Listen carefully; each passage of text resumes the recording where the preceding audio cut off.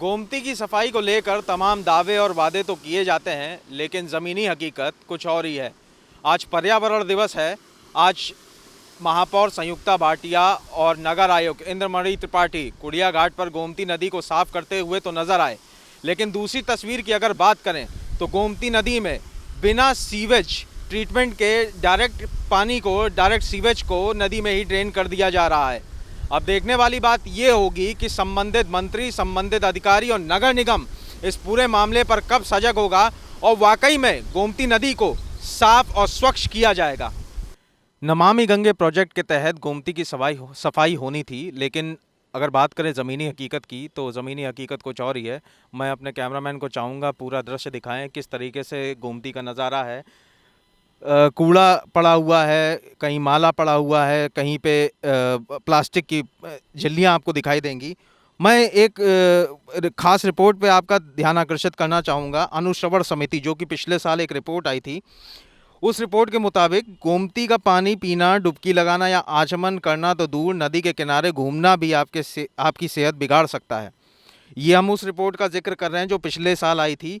उस रिपोर्ट के मुताबिक उत्तर प्रदेश ठोस अपशिष्ट प्रबंधन एवं अनुश्रवण समिति की तरफ से नेशनल ग्रीन ट्रिब्यूनल को भेजी गई रिपोर्ट में शहर वालों को रिवर फ्रंट समेत गोमती के किनारों पर मॉर्निंग वॉक से बचने की सलाह दी गई है, क्योंकि नदी के कचरे की सड़न के कारण हवा भी बिगड़ रही थी।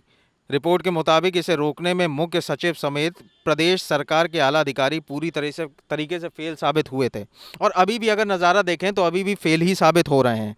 अनुश्रवण समिति की रिपोर्ट में सिर्फ लखनऊ ही नहीं, और भी ज़िले हैं जिनका जिक्र किया गया था। उनमें से मैं आपको बताना चाहूँगा कि उसमें से जो चिंताजनक स्तर पे जिन ज़िलों को बताया गया था वो पीलीभीत, शाहजहाँपुर, लखीमपुर खीरी, हरदोई, सीतापुर, बाराबंकी, फैज़ाबाद, सुल्तानपुर, प्रतापगढ़ और जौनपुर के लोगों को भी गोमती में स्नान करने या उसके पानी से आचमन ना करने की सलाह दी गई थी।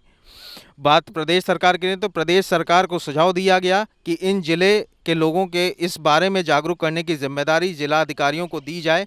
गोमती सफाई में जल निगम की भूमिका पर भी गंभीर सवाल खड़े हुए। समिति की रिपोर्ट के मुताबिक sewerage pumping station, sewerage treatment plant रोज़ाना 24 घंटे चलाने का दावा पूरी तरीके से झूठा पाया गया। इसके लिए जल निगम पर 3 करोड़ रुपए का पर्यावरणीय हर्जाना लगाने की सिफारिश भी की गई थी। तो साफ तौर पे जिस रिपोर्ट का मैंने जिक्र किया है अपने आप में एक अहम रिपोर्ट थी।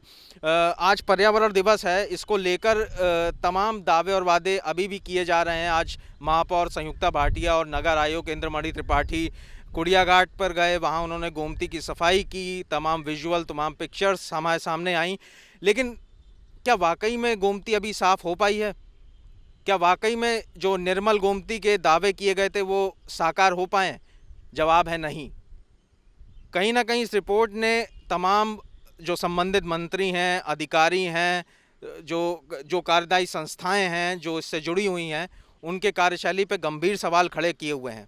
अब देखने वाली बात ये होगी कि आखिर गोमती की सफाई सिर्फ सपना बनकर रह जाएगा या वाकई में ये सपना साकार भी होगा। कैमरामैन कुंदन सिंह के साथ मैं सचिन तिवारी, एफसी टुडे, लखनऊ।